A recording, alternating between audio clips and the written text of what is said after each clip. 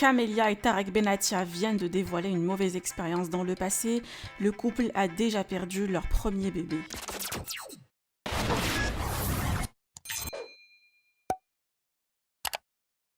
Camélia et Tarek Benatia ont dévoilé récemment attendre un bébé.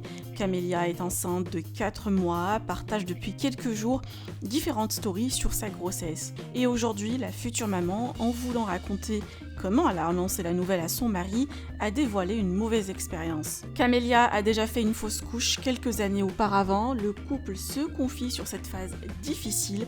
Vous pouvez partager vos avis en commentaire et n'oubliez pas de liker la vidéo et de vous abonner à la chaîne. En fait, on s'est mariés en mai 2017. On s'est mariés en mai 2017. Et en août 2017, je suis tombée enceinte. Alors ça, vous ne le savez pas. C'est quelque chose qu'on avait gardé on n'a jamais dit. On n'a jamais dit. Et donc, je suis tombée enceinte et je l'avais dit à Tarek. Et en fait, on était apeurés parce qu'en fait, on venait de se marier. Donc, ça fait que juin, juillet, août, 2-3 mois après, quoi. T'avais 19 ans. Ouais. Moi, j'avais 20 ans. Ouais, j'avais 19 ans et en fait, on était très apeurés. Mais quand je vous dis très, très, très apeurés, pour tout vous dire, Tarek, il avait pleuré. Et du coup, voilà, en août 2017, et du coup, ça faisait que 2 mois de mariage, 2-3 mois de mariage. Exactement, 3 mois. Et on avait super peur. On avait vraiment, vraiment très, très, très peur. C'était dur, hein. Psychologiquement, quand t'as 20 ans et 19 ans. Ouais, j'avais 19 ans à cette période, et Tarek 20, et du coup, je me décide et tout à aller voir donc un gynécologue. C'était en France à ce moment-là. Ouais. Et du coup, je vais au gynécologue et tout. Tarek m'accompagne comme d'hab. Et là, à ce moment-là, donc le gynéco et tout, il me donne une date de grossesse, enfin une date de fin de grossesse, etc. Ouais, il lui dit vous êtes enceinte. Voilà, il me dit que je suis enceinte, etc., etc. Mais à ce moment-là, il faut qu'il fasse un bilan, quoi. Enfin, voilà, il faut qu'il m'examine. Donc, il m'examine. Et là, il me dit... Est-ce qu'il a fait une arthroscopie? C'était ça, non? Comment? Rien à voir. Comment tu sors ce nom? C'était ça ou pas? Je crois que ça m'a... Non, mais je sais pas si ça s'appelle arthroscopie, non. Enfin, un examen de meuf, quoi. Arthroscopie. Mais non, c'est pour le genou, qu'est-ce que tu racontes?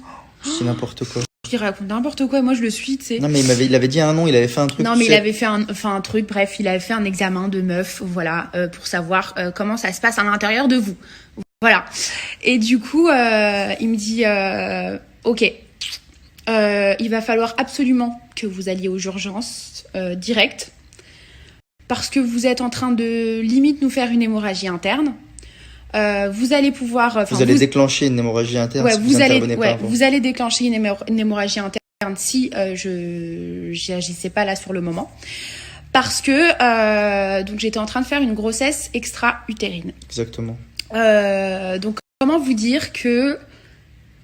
En fait...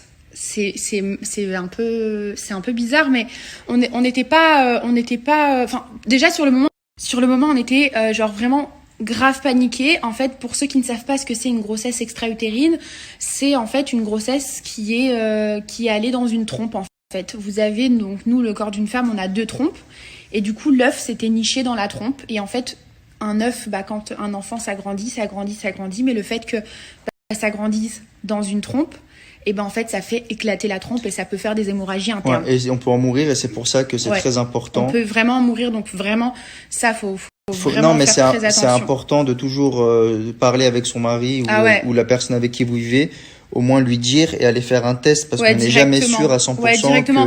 Allez voir votre imagine toi tu l'aurais pas dit. Donc ils m'ont fait une piqûre dans les fesses et puis après j'ai rien senti et puis apparemment c'était parti, quoi. Après, nous, on est très croyants, donc ça fait qu'on s'est dit, en fait, c'était pas notre moment. Dieu, il nous a dit que c'était pas ce moment-là. C'était pas notre moment, c'était pas notre heure, c'était pas à ce moment-là qu'il fallait que ça soit ça pour nous. Mais c'est fou quand même, hein, parce qu'il y avait un cas de probabilité qui était vraiment... Ouais, c'est quand même assez rare quand même.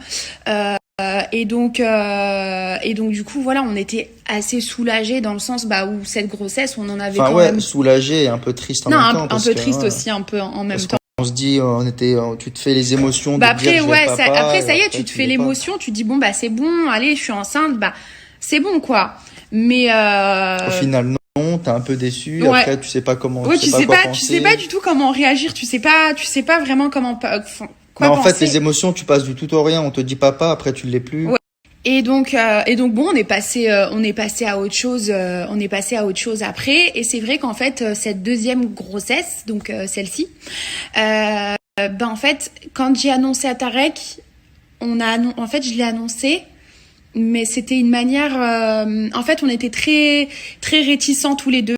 Je vous avoue, parce que on voulait pas sauter de joie, parce que là on était très contents, voilà, parce on était heureux, mais j'ai dit, chérie, on sera content quand on aura le test final. Ouais, et Tarek il me dit non mais chérie et tout, enfin il était heureux, j'étais grave contente aussi. Ça fait 4 ans qu'on essaye d'avoir un enfant aussi. Ouais, grave. Et du coup ça fait que on s'est dit non mais doucement quoi, on va pas trop sauter en l'air de joie.